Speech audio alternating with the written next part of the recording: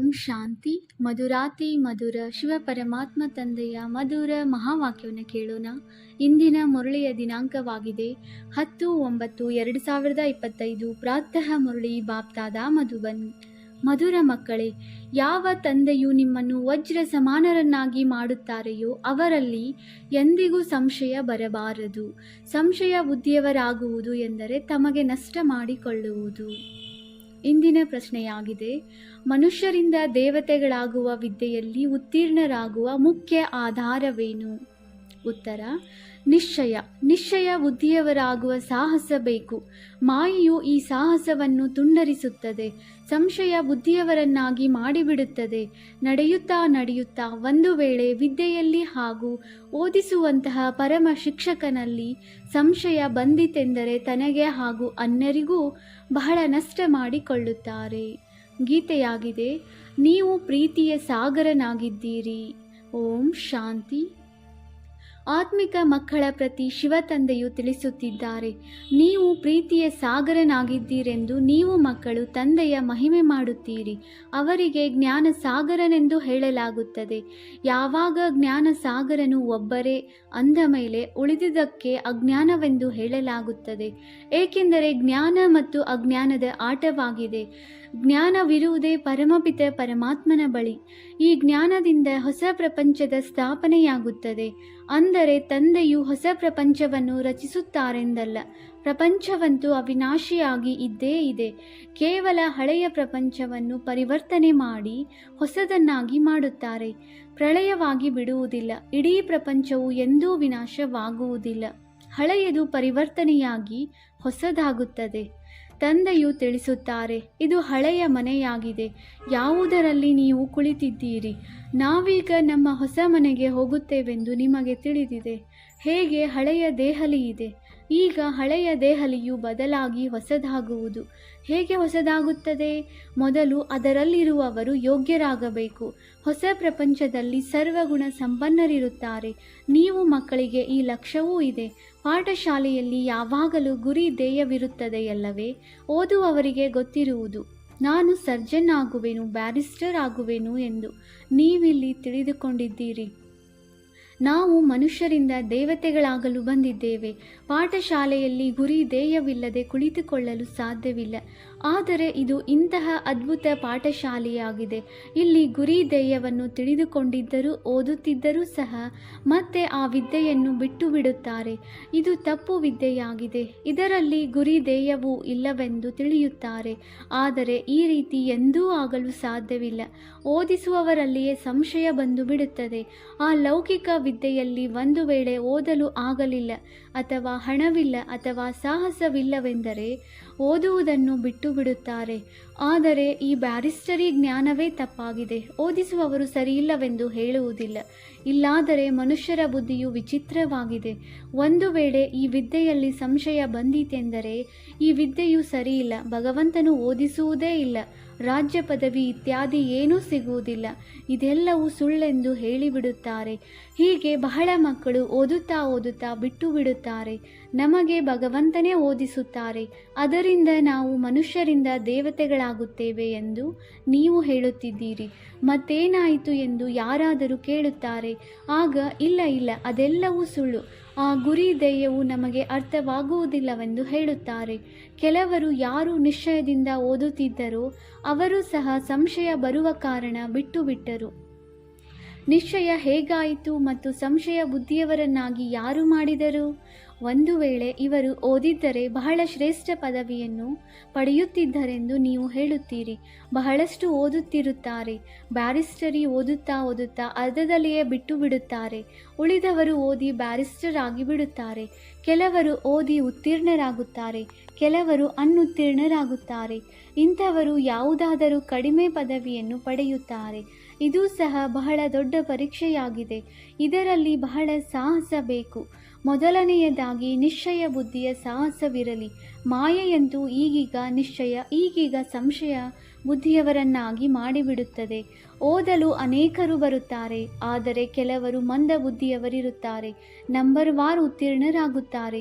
ಪತ್ರಿಕೆಗಳಲ್ಲಿಯೂ ಅವರ ಪಟ್ಟಿಯೂ ಬರುತ್ತದೆ. ಇಲ್ಲಿಯೂ ಸಹ ಹಾಗೆಯೇ ಓದಲು ಬಹಳ ಮಂದಿ ಬರುತ್ತಾರೆ.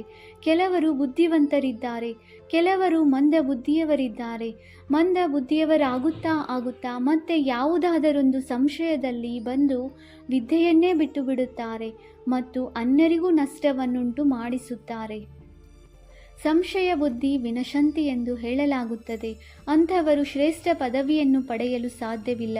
ನಿಶ್ಚಯವೂ ಇದೆ, ಆದರೆ ಪೂರ್ಣ ರೀತಿಯಲ್ಲಿ ಓದಲಿಲ್ಲವೆಂದರೆ ತೇರ್ಗಡೆಯಾಗುವರೇ? ಏಕೆಂದರೆ ಬುದ್ಧಿಯು ಪ್ರಯೋಜನಕ್ಕೆ ಬರುತ್ತಿಲ್ಲ, ಧಾರಣೆಯಾಗುವುದಿಲ್ಲ. ನಾವಾತ್ಮರಾಗಿದ್ದೇವೆ ಎಂಬುದನ್ನೇ ಮರೆತು ಹೋಗುತ್ತಾರೆ. ತಂದೆ ಹೇಳುತ್ತಾರೆ, ನಾನು ನೀವಾತ್ಮಗಳ ಪರಮಪಿತನಾಗಿದ್ದೇನೆ. ತಂದೆಯು ಬಂದಿದ್ದಾರೆಂದು ಮಕ್ಕಳು ತಿಳಿದುಕೊಂಡಿದ್ದೀರಿ. ಯಾರಿಗಾದರೂ ಬಹಳ ವಿಘ್ನಗಳು ಬಂದರೆ ಅವರಿಗೆ ಸಂಶಯ ಬಂದುಬಿಡುತ್ತದೆ. ನಮಗೆ ಇಂತಹ ಬ್ರಾಹ್ಮಣನೊಂದಿಗೆ ನಿಶ್ಚಯವಿಲ್ಲವೆಂದು ಹೇಳಿಬಿಡುತ್ತಾರೆ. ಅರೆ, ಬ್ರಾಹ್ಮಣಿ ಹೇಗಾದರೂ ಇರಲಿ, ನೀವು ಓದಬೇಕಲ್ಲವೇ? ಶಿಕ್ಷಕರು ಚೆನ್ನಾಗಿ ಓದಿಸಲಿಲ್ಲವೆಂದರೆ ಇವರನ್ನು ಓದಿಸುವುದರಿಂದ ಬಿಡಿಸೋಣವೆಂದು ಯೋಚಿಸುತ್ತಾರೆ. ಆದರೆ ನೀವಂತೂ ಓದಬೇಕಲ್ಲವೇ? ಈ ವಿದ್ಯೆಯು ತಂದೆಯದಾಗಿದೆ. ಓದಿಸುವವರು ಆ ಪರಮಪಿತ ಪರಮ ಶಿಕ್ಷಕನಾಗಿದ್ದಾರೆ. ಬ್ರಾಹ್ಮಣಿಯರು ಸಹ ತಂದೆಯ ಜ್ಞಾನವನ್ನು ತಿಳಿಸುತ್ತಾರೆಂದ ಮೇಲೆ ಗಮನವೆಲ್ಲವೂ ವಿದ್ಯೆಯ ಮೇಲಿರಬೇಕಲ್ಲವೇ? ವಿದ್ಯೆಯನ್ನು ಓದದೆ ಪರೀಕ್ಷೆಯಲ್ಲಿ ತೇರ್ಗಡೆ ಹೊಂದಲು ಸಾಧ್ಯವಿಲ್ಲ. ಆದರೆ ತಂದೆಯೊಂದಿಗೆ ನಿಶ್ಚಯವೇ ತುಂಡಾಗಿ ಬಿಡುತ್ತದೆ ಎಂದರೆ ಮತ್ತೆ ವಿದ್ಯೆಯನ್ನು ಬಿಟ್ಟು ಬಿಡುತ್ತಾರೆ. ಓದುತ್ತಾ ಇವರಿಂದ ಈ ಪದವಿಯು ಸಿಗುತ್ತದೆಯೋ ಇಲ್ಲವೋ ಎಂದು ಶಿಕ್ಷಕರಲ್ಲಿ ಸಂಶಯವು ಬಂದು ವಿದ್ಯೆಯನ್ನು ಬಿಟ್ಟು ಬಿಡುತ್ತಾರೆ. ಅನ್ಯರನ್ನು ಕೆಡಿಸಿಬಿಡುತ್ತಾರೆ. ನಿಂದನೆ ಮಾಡುವುದರಿಂದ ಇನ್ನೂ ನಷ್ಟವನ್ನುಂಟು ಮಾಡಿಕೊಳ್ಳುತ್ತಾರೆ. ಒಂದು ವೇಳೆ ಯಾವುದೇ ಪಾಪ ಕೃತ್ಯ ಮಾಡಿದರೆ ಅದಕ್ಕೆ 100 ಪಟ್ಟು ಶಿಕ್ಷೆಯಾಗುತ್ತದೆ. ಅನೇಕರನ್ನು ಕೆಡಿಸಲು ಒಬ್ಬರು ನಿಮಿತ್ತರಾಗುತ್ತಾರೆ. ಆದ್ದರಿಂದ ಎಷ್ಟು ಪುಣ್ಯಾತ್ಮರಾದರೂ ಅಷ್ಟೇ ಮತ್ತೆ ಪಾಪಾತ್ಮರಾಗಿ ಬಿಡುತ್ತಾರೆ. ಈ ವಿದ್ಯೆಯಿಂದಲೇ ಪುಣ್ಯಾತ್ಮರಾಗುತ್ತೀರಿ ಮತ್ತು ಪುಣ್ಯಾತ್ಮರನ್ನಾಗಿ ಮಾಡುವವರು ಒಬ್ಬರೇ ತಂದೆಯಾಗಿದ್ದಾರೆ. ಒಂದು ವೇಳೆ ಯಾರಾದರೂ ಓದುತ್ತಿಲ್ಲವೆಂದರೆ ಅವಶ್ಯವಾಗಿ ಏನೋ ವಿಕಾರವಿದೆ ಎಂದರ್ಥ. ಆದ್ದರಿಂದ ನಮ್ಮ ಅದೃಷ್ಟವೇ ಹೀಗಿದೆ, ನಾವು ಏನು ಮಾಡುವುದು ಎಂದು ಹೇಳುತ್ತಾರೆ. ಹೃದಯ ವಿದೀರ್ಣರಾಗುತ್ತಾರೆ. ಇದರಿಂದ ಯಾರು ಇಲ್ಲಿ ಬಂದು ಮರುಜೀವಿಗಳಾಗುವರೋ ಅವರು ಮತ್ತೆ ರಾವಣ ರಾಜ್ಯದಲ್ಲಿ ಹೋಗಿ ಮರುಜೀವಿಗಳಾಗುತ್ತಾರೆ. ಜೀವನವನ್ನು ವಜ್ರ ಸಮಾನ ಮಾಡಿಕೊಳ್ಳಲು ಸಾಧ್ಯವಿಲ್ಲ. ಹೇಗೆ ಮನುಷ್ಯರಿಗೆ ಹೃದಯಾಘಾತವಾದರೆ ಹೋಗಿ ಇನ್ನೊಂದು ಜನ್ಮವನ್ನು ತೆಗೆದುಕೊಳ್ಳುತ್ತಾರೆ, ಹಾಗೆಯೇ ಇಲ್ಲಿ ಹೃದಯಾಘಾತವಾದರೆ ಆಸೂರಿ ಸಂಪ್ರದಾಯಕ್ಕೆ ಹೊರಟು ಹೋಗುತ್ತಾರೆ. ಇದು ಮರುಜೀವ ಜನ್ಮವಾಗಿದೆ. ಹೊಸ ಪ್ರಪಂಚಕ್ಕೆ ಹೋಗುವುದರಿಂದ ತಂದೆಯವರಾಗುತ್ತೀರಿ. ಆತ್ಮಗಳೇ ಹೋಗುತ್ತೀರಲ್ಲವೇ? ನಾವಾತ್ಮರು ಈ ಶರೀರದ ಪರಿವಿಯನ್ನೇ ಬಿಡುತ್ತೇವೆಂದರೆ ಇವರು ದೇಹಿ ಅಭಿಮಾನಿ ಎಂದು ಹೇಳುತ್ತಾರೆ. ನಾವೇ ಬೇರೆ, ಶರೀರವೇ ಬೇರೆಯಾಗಿದೆ. ಒಂದು ಶರೀರವನ್ನು ಬಿಟ್ಟು ಇನ್ನೊಂದನ್ನು ತೆಗೆದುಕೊಂಡರೆ ಅದು ಬೇರೆ ವಸ್ತುವಾಯಿತಲ್ಲವೇ? ನೀವೀಗ ತಿಳಿದುಕೊಂಡಿದ್ದೀರಿ. ನಾವಾತ್ಮಗಳು ಶ್ರೀಮತದಂತೆ ಸ್ವರ್ಗದ ಸ್ಥಾಪನೆ ಮಾಡುತ್ತಿದ್ದೇವೆ. ಇಲ್ಲಿ ಮನುಷ್ಯರಿಗೆ ದೇವತೆಗಳಾಗುವ ಕಲೆಯನ್ನು ಕಲಿಯಬೇಕಾಗುವುದು. ಇದನ್ನು ಸಹ ಮಕ್ಕಳಿಗೆ ತಿಳಿಸಿದ್ದೇನೆ. ಮತ್ಯಾವುದೂ ಸತ್ಸಂಗವಿಲ್ಲ. ಸತ್ಯವೆಂದು ಒಬ್ಬ ಪರಮಾತ್ಮನಿಗೆ ಹೇಳಲಾಗುತ್ತದೆ. ಅವರ ಹೆಸರು ಶಿವನೆಂದಾಗಿದೆ. ಅವರೇ ಸತ್ಯಯುಗದ ಸ್ಥಾಪನೆ ಮಾಡುತ್ತಾರೆ. ಕಲಿಯುಗದ ಆಯಸ್ಸು ಖಂಡಿತವಾಗಿಯೂ ಪೂರ್ತಿಯಾಗಬೇಕಾಗಿದೆ. ಇಡೀ ಪ್ರಪಂಚದ ಚಕ್ರವು ಹೇಗೆ ಸುತ್ತುತ್ತದೆ ಎಂಬುದು ಗೋಲದ ಚಿತ್ರದಲ್ಲಿ ಸ್ಪಷ್ಟವಾಗಿದೆ. ದೇವತೆಗಳಾಗಲು ಸಂಗಮ ಯುಗದಲ್ಲಿ ತಂದೆಯ ಮಕ್ಕಳಾಗುತ್ತೀರಿ. ತಂದೆಯನ್ನು ಬಿಟ್ಟರೆ ಮತ್ತೆ ಕಲಿಯುಗಕ್ಕೆ ಹೊರಟು ಹೋಗುತ್ತೀರಿ. ಬ್ರಾಹ್ಮಣತನದಲ್ಲಿ ಸಂಶಯ ಬಂದು ಬಿಟ್ಟರೆ ಮತ್ತೆ ಶೂದ್ರ ಮನೆತನದಲ್ಲಿ ಹೋಗಿ ಬೀಳುವಿರಿ. ಮತ್ತೆ ದೇವತೆಗಳಾಗಲು ಸಾಧ್ಯವಿಲ್ಲ. ತಂದೆಯು ಇದನ್ನು ತಿಳಿಸುತ್ತಾರೆ. ಹೇಗೆ ಈಗ ಸ್ವರ್ಗದ ಸ್ಥಾಪನೆಯ ತಳಹದಿಯು ಹಾಕಲ್ಪಡುತ್ತಿದೆ, ತಳಪಾಯದ ಸಮಾರಂಭ ಮತ್ತು ಉದ್ಘಾಟನಾ ಸಮಾರಂಭವೂ ಆಗುತ್ತದೆ. ಆದರೆ ಇಲ್ಲಂತೂ ಗುಪ್ತವಾಗಿದೆ. ಇದನ್ನು ನೀವು ತಿಳಿದುಕೊಂಡಿದ್ದೀರಿ. ನಾವು ಸ್ವರ್ಗಕ್ಕಾಗಿ ತಯಾರಾಗುತ್ತಿದ್ದೇವೆ. ಮತ್ತೆ ನರಕದ ಹೆಸರೂ ಇರುವುದಿಲ್ಲ. ಎಲ್ಲಿಯವರೆಗೆ ಜೀವಿಸಿರಬೇಕಾಗಿದೆಯೋ ಅಂತ್ಯದವರೆಗೆ ಈ ವಿದ್ಯೆಯನ್ನು ಅವಶ್ಯವಾಗಿ ಓದಬೇಕಾಗಿದೆ. ಪತಿತ ಪಾವನ ತಂದೆಯು ಒಬ್ಬರೇ ಆಗಿದ್ದಾರೆ. ಯಾರು ಪಾವನರನ್ನಾಗಿ ಮಾಡುತ್ತಾರೆ? ಈಗ ನೀವು ಮಕ್ಕಳು ತಿಳಿದುಕೊಂಡಿದ್ದೀರಿ, ಇದು ಸಂಗಮ ಯುಗವಾಗಿದೆ. ಯಾವಾಗ ತಂದೆಯು ಪಾವನರನ್ನಾಗಿ ಮಾಡಲು ಬರುತ್ತಾರೆ, ಇದನ್ನೂ ಬರೆಯಬೇಕಾಗಿದೆ. ಪುರುಷೋತ್ತಮ ಸಂಗಮ ಯುಗದಲ್ಲಿ ಮನುಷ್ಯರು ನರನಿಂದ ನಾರಾಯಣರಾಗುತ್ತಾರೆ. ಇದನ್ನೂ ಸಹ ಬರೆಯಲ್ಪಟ್ಟಿದೆ. ಇದು ನಿಮ್ಮ ಈಶ್ವರಿಯ ಜನ್ಮಸಿದ್ಧ ಅಧಿಕಾರವಾಗಿದೆ. ಈಗ ತಂದೆಯು ನಿಮಗೆ ದಿವ್ಯ ದೃಷ್ಟಿಯನ್ನು ಕೊಡುತ್ತಾರೆ. ಈಗ ನಮ್ಮದು 84 ಜನ್ಮಗಳ ಚಕ್ರವು ಪೂರ್ಣವಾಗಿದೆ ಎಂದು ಆತ್ಮಕ್ಕೆ ಅರ್ಥವಾಗಿದೆ. ತಂದೆಯು ಆತ್ಮಗಳಿಗೆ ತಿಳಿಸಿಕೊಡುತ್ತಾರೆ. ಆತ್ಮವೇ ಓದುತ್ತದೆ. ಬಲೆ, ದೇಹಾಭಿಮಾನವು ಪದೇ ಪದೇ ಬಂದು ಬಿಡುತ್ತದೆ, ಏಕೆಂದರೆ ಅರ್ಧಕಲ್ಪ ದೇಹಾಭಿಮಾನವಲ್ಲವೇ? ಆದ್ದರಿಂದ ಆತ್ಮಾಭಿಮಾನಿಗಳಾಗುವುದರಲ್ಲಿ ಸಮಯ ಹಿಡಿಸುತ್ತದೆ. ತಂದೆಯು ಕುಳಿತಿದ್ದಾರೆ, ಸಮಯವೂ ಸಿಕ್ಕಿದೆ. ಬಲೆ, ಬ್ರಹ್ಮನ ಆಯಸ್ಸು 100 ವರ್ಷಗಳೆಂದು ಹೇಳುತ್ತಾರೆ, ಅಥವಾ ಕಡಿಮೆಯೂ ಇರಬಹುದು. ತಿಳಿದುಕೊಳ್ಳಿ, ಬ್ರಹ್ಮನು ಹೊರಟು ಹೋದರೆ ಸ್ಥಾಪನೆಯಾಗುವುದಿಲ್ಲ ಎಂದಲ್ಲ. ನೀವು ಸೈನಿಕರು ಕುಳಿತಿದ್ದೀರಲ್ಲವೇ? ತಂದೆಯು ಮಂತ್ರವನ್ನು ಕೊಟ್ಟಿದ್ದಾರೆ, ಓದಬೇಕಾಗಿದೆ. ಸೃಷ್ಟಿ ಚಕ್ರವು ಹೇಗೆ ಸುತ್ತುತ್ತದೆ ಎಂಬುದು ಸಹ ಬುದ್ಧಿಯಲ್ಲಿದೆ. ನೆನಪಿನ ಯಾತ್ರೆಯಲ್ಲಿರಬೇಕಾಗಿದೆ.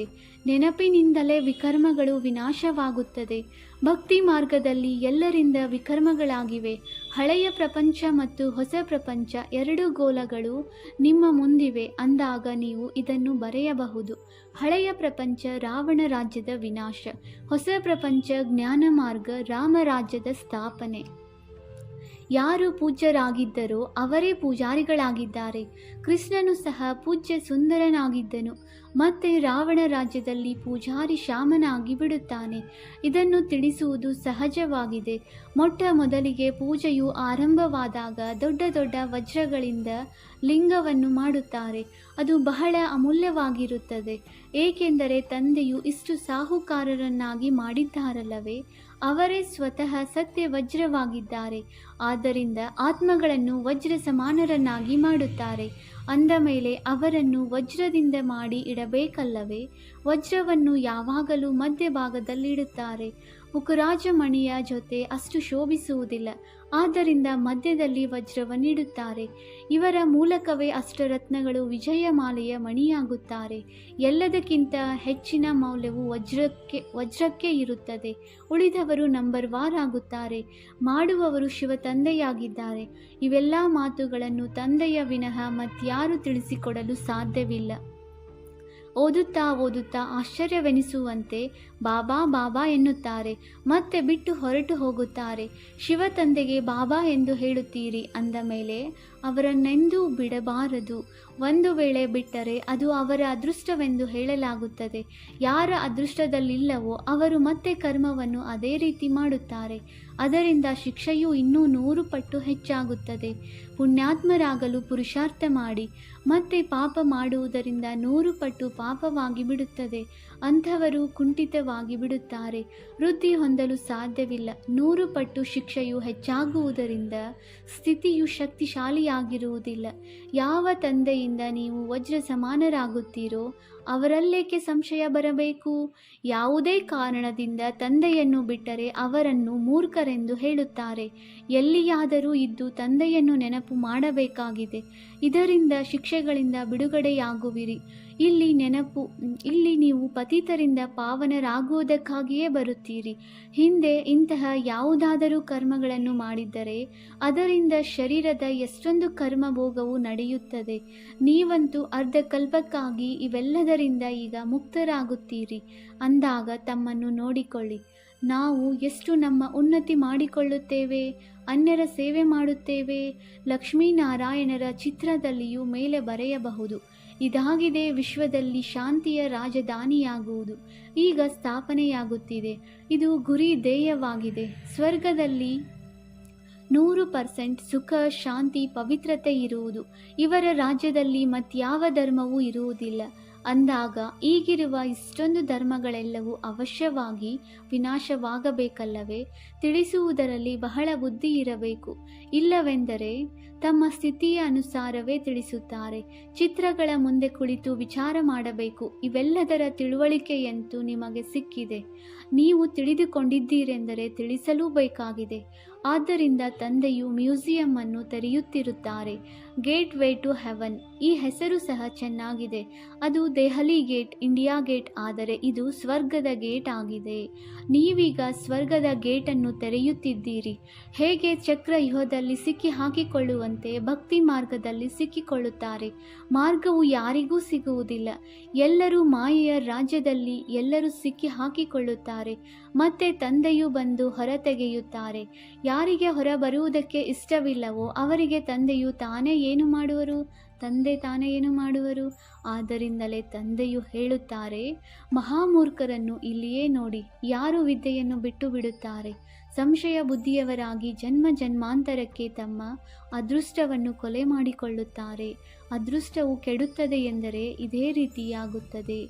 ಗ್ರಹಚಾರಿಯು ಕುಳಿತುಕೊಳ್ಳುವುದರಿಂದ ಪವಿತ್ರರಾಗುವ ಬದಲು ಅಪವಿತ್ರರಾಗಿ ಬಿಡುತ್ತಾರೆ. ಆತ್ಮವು ಗುಪ್ತವಾಗಿ ಓದುತ್ತದೆ. ಆತ್ಮವೇ ಶರೀರದ ಮೂಲಕ ಎಲ್ಲವನ್ನೂ ಮಾಡುತ್ತದೆ. ಶರೀರವಿಲ್ಲದೆ ಆತ್ಮವು ಏನನ್ನೂ ಮಾಡಲು ಸಾಧ್ಯವಿಲ್ಲ. ಆದರೆ ಆತ್ಮವೆಂದು ತಿಳಿಯುವುದೇ ಪರಿಶ್ರಮದ ಕೆಲಸವಾಗಿದೆ. ಆತ್ಮ ನಿಶ್ಚಯ ಮಾಡಿಕೊಳ್ಳದಿದ್ದರೆ ಮತ್ತೆ ದೇಹಾಭಿಮಾನದಲ್ಲಿ ಬಂದು ಬಿಡುತ್ತಾರೆ.